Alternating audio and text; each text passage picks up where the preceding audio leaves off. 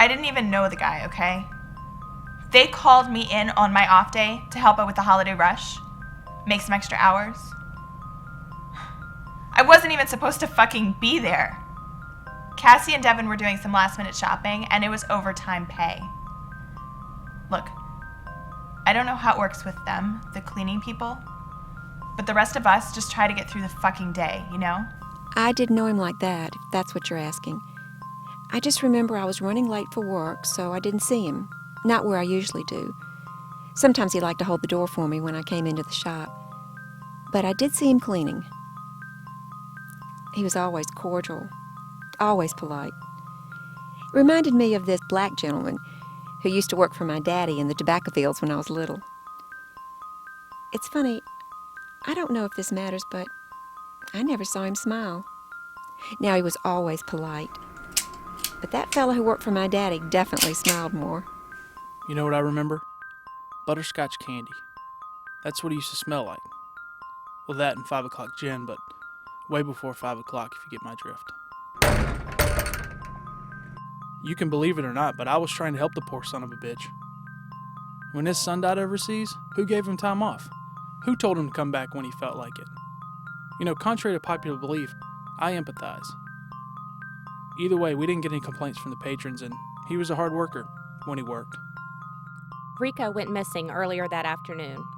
I mean, he didn't come home from school, and we tell him time and time again, Bus 15, Autobus 15. You know, Harold, my husband, will deny this, but this whole fiasco was really all his fault. During the adoption, I wanted this little cute black baby, but Harold was all, white parents this, black parents that. The kid will have identity issues. What will people think? So we got Rico. No English speaking, 10-year-old Rico. So, of course, Harold is ecstatic because apparently I look Hispanic enough to be his mom. We don't have to buy diapers. You can learn a new language, yada, yada, yada, whatever. He wasn't in his designated maintenance area, so I sent Earl to go check on him. So when Earl comes back and tells me he's babysitting some Latino kid he found in the bathroom, let me just say something here. We're not running a goddamn daycare, especially not this time of year. I'm management, so what do you think I did? I sent him back and I told him to tell that alcoholic that he'd better get back to work, or he'll be spending the rest of the holiday season looking for other employment.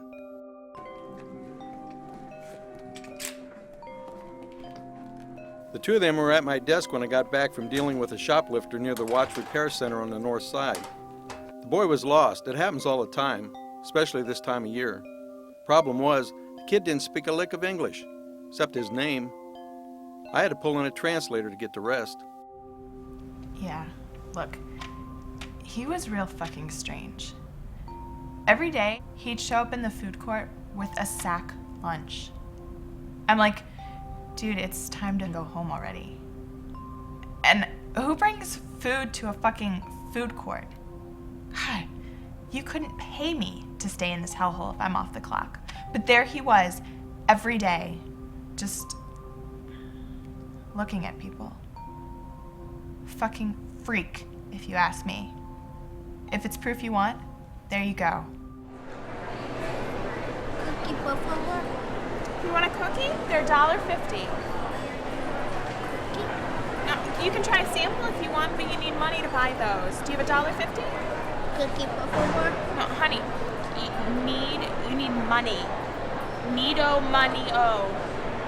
No, you need cash for that. You can try one of these, but is your mom nearby?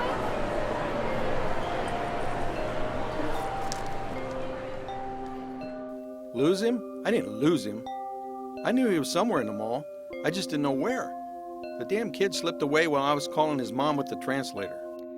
I told my husband, the idiot, my mother is Black Irish and my father is German, neither one of which is Latin. I want the black one. You know what he said to me? Brown is the new black. Digest that. I notified the rest of security and we scoured the mall for an hour, maybe 2. So the kid's mother, who's not even Mexican, I might add, figured that one out. Blessing me out every which way. The guy's manager, he's crapping boulders. I'm no father, but everyone's treating me like I'm the goddamn pedophile. Anyway, I think it's important that people give back, you know? Plus, if it saves me from having to wreck this figure, I am all for it. That's when we found the gun. One thing I keep telling Rico is that America is not like back home. People can hurt you here. People will hurt you here. You can't go around just trusting people.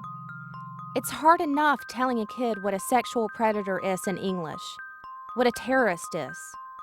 Try learning Spanish and doing it at the same time.